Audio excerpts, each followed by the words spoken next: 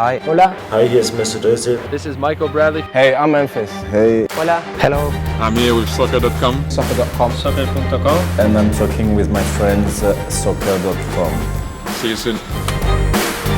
Hey guys, Josh from SoccerReviewsForYou.com, bringing you my review plus on-feet video of the Nike Mercurial Superfly 5 in the latest Floodlights pack colorway. Now included in the box with the shoes is this string bag, purple in color with purple strings, and then of course orange graphics there on the front, and then of course you get the shoes themselves, which are in this very interesting kind of purple and orange colorway combo. Of course, in today's video we are going to take a closer look at the colorway itself. We're going to talk tech specs, performance, take a look at the weight of the shoe, as well as take a look at how these things fit and feel on feet. So if you're interested in learning more about this particular colorway of the Superfly 5, stick around and watch the entire video. If you're interested in a pair of these for yourself, there'll be a little pop-up on screen. It'll also be the first link down below in the description. That'll take you to the review page on my website, where you'll find buy it now links with exclusive SR4U coupon codes, where you'll be able to pick these guys up below their normal $300 retail price. So again, if you're interested in a pair, pop up on screen, link in the description, go ahead and check it out. And with that being said, let's get right into the review. To start things off, let's take a closer look at the colorway. Now, being part of the Floodlights pack, you can see that they incorporated a combination of a couple shades of purple and a couple shades of orange. The official colors listed on the shoe are Purple Dynasty, Bright Citrus, Hyper Grape, and Total Crimson. So 2 purples, 2 oranges, and honestly the color combo is not too bad. It's definitely unique. Not for everybody, but let me know what you guys think of these down below in the comment section. Do you like how they look? Why or why not? You can see that it does have a clear Nike skin covering, so you get to see all the colors within the actual knitted upper, which I always think is a cool little detail. So you have a lighter pink, a darker pink, almost like a dark kind of navy blue blackish color towards the heel where it is solid in color. You have your Mercurial branding in a lighter orange, and then the actual Nike swoosh, both of them actually do have a little bit of a fade to them where they're darker orange towards the front, and then they fade to a lighter orange, which isn't really noticeable in the online pictures, at least that's what I found, but is a lot more noticeable in person. Hopefully you guys see that on camera. You have the accent coloring in the collar itself, dark purple laces of course, and then the sole plate is kind of that darker purple color with translucent orange studs. So overall, very interesting colorway of the Superfly. Not overly bright because it is darker purple, but the orange really does pop against that purple background. Again, let me know what you guys think down below in the comment section. Do you like how they look? Why or why not? And with that being said, let's move on to the tech specs so we can learn a little bit more about the overall performance. From a performance standpoint, the Superfly 5 is a very impressive shoe. If you guys do want as many details as possible, I'll leave a little pop-up on screen to my playtest video. But for the sake of this video, I'll talk about kind of the basics of what you should know in regards to the tech specs of the shoe. So the upper, entirely made from Flyknit, which is Nike's knitted material, and they've incorporated what they call a speed rib texturing, where you can see within the actual pattern itself, the upper is kind of ribbed. So there's a variance in texturing and thickness, where the thinner points, which are lower, are 1 millimeter thin, and then the thicker points, which are kind of the stripes that are raised off the shoe, are 2.5 millimeters thin. So you definitely notice a distinctive rib texturing when you run your finger along the upper. In all honesty, it's not as noticeable on the ball. For the most part, the touch is more along the lines of a barefoot feel with a slight amount of padding just because of the knitted material itself. But it's very soft, has that sock-like sensation on your foot, moves very nicely with your foot as well, and doesn't really take much to break in.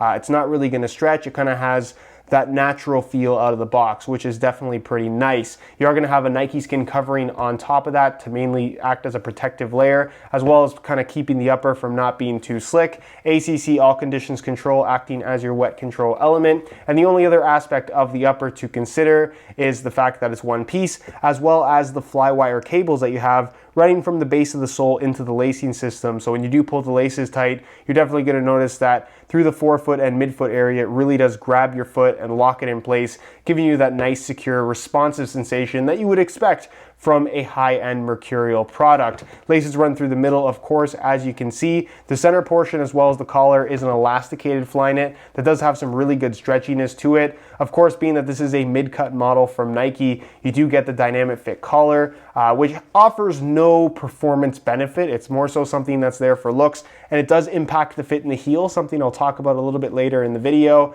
Basically, it's just an extension piece that's attached to the shoe. There's no ankle support here. There's not really much in the way of protection aside from an extra layer of material. And again, it's there more so for looks than anything. No performance benefit to a mid-cut versus a low-cut soccer cleat. You have an internal plastic heel counter. The heel liner is a smooth synthetic leather with some padding back there, nothing too crazy, but enough to achieve a comfortable fit on the inside of the shoe.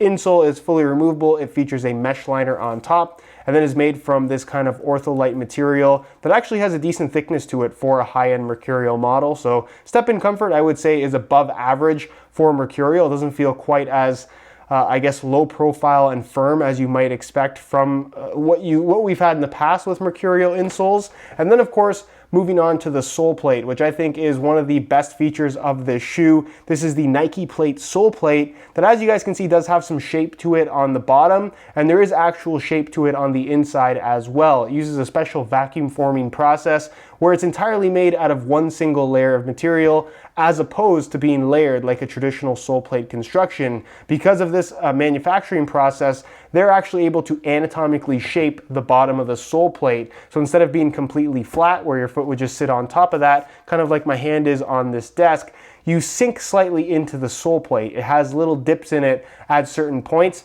So if you can imagine my hand sinking into the desk ever so slightly, it would prevent my hand from sliding from side to side. It's kind of the same idea with the sole plate on this shoe. You don't stand on top of the sole plate, you stand in the sole plate. So when you tie the laces tight, get your foot secure with the upper, and then you sink into the sole plate, you have this really, really secure, responsive sensation, that one-to-one fit, where the instant that you react is the instant that the shoe reacts. So that is probably the most unique feature of the high-end Mercurials, be it the Superfly 5 or the Vapor 11, being that they are the same sole plate on both shoes. But very, very good, decent flexibility to it as well. And it's something that you'll notice kind of feels a little bit strange for the first 10 to 15 minutes, but after that you get used to it entirely. And like I said, it's a very noticeable feature that, in my opinion, does have a good impact on the performance and just general responsiveness of the shoe. As far as the stud pattern is concerned, this is of course the firm ground stud pattern, which is new for this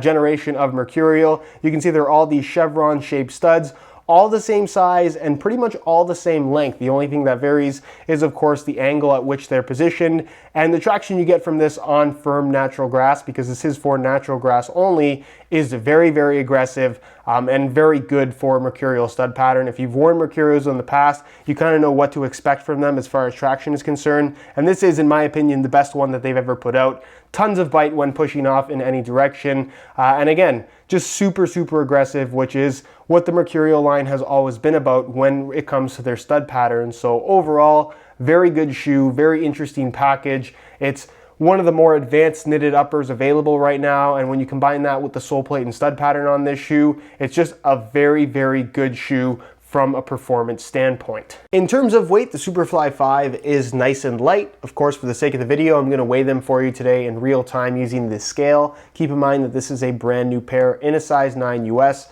We're gonna throw them on the scale, and you can see that they weigh in at 6.8 ounces, the equivalent of 192 grams. So just under the 7 ounce mark, just under 200 grams as well, which, like I said, is nice and light. Also, when you consider how well these shoes fit, they have that nice kind of tight second skin fit with, of course, the sole plate that feels like it's cupping the bottom of your foot as well. You get that kind of instantaneous reaction time from the shoe where it moves and reacts the second that you do, which makes the shoe feel that much lighter. So again, if you're looking for that lightweight feel, you're definitely gonna get it from the Superfly 5. All right, so here is a look at the Floodlights pack Superfly 5s on feet. On my left foot, I have the stock laces that come with the shoes, and on my right foot, I have a pair of Orange Punch reflective SR4U replacement laces. If you're interested in a pair of replacement laces for yourself, the website to go to is www.sr4ulaces.com, which you can access by either clicking the little pop-up on screen,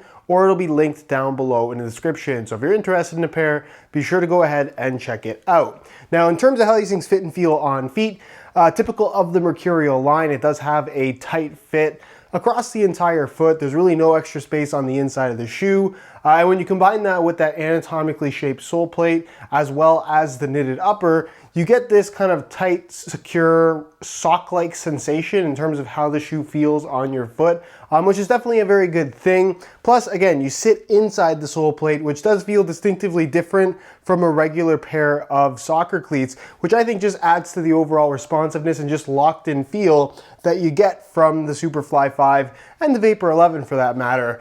The upper is fairly soft and flexible out of the box, really nothing to break in there. The only thing you're gonna have to really get used to is the actual heel area, being that it is a mid-cut model from Nike.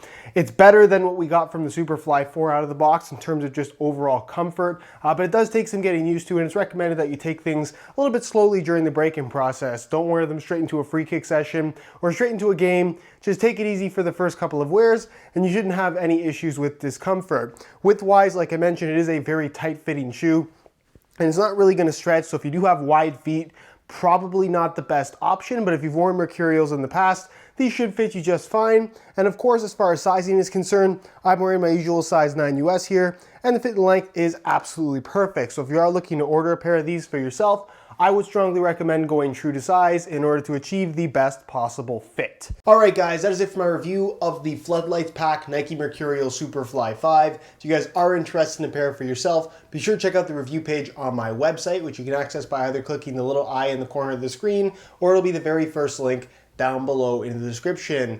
If you enjoyed today's video, found it helpful and informative, be sure to support it with a like. If you have any questions at all regarding this shoe, leave them down below in the comments and I definitely will get an answer out to you. Subscribe if you haven't already for daily videos on all the latest and greatest soccer gear. You can find all of my social media information linked in the description as well. And other than that, guys, hope you enjoyed today's video. And as always, thanks for watching.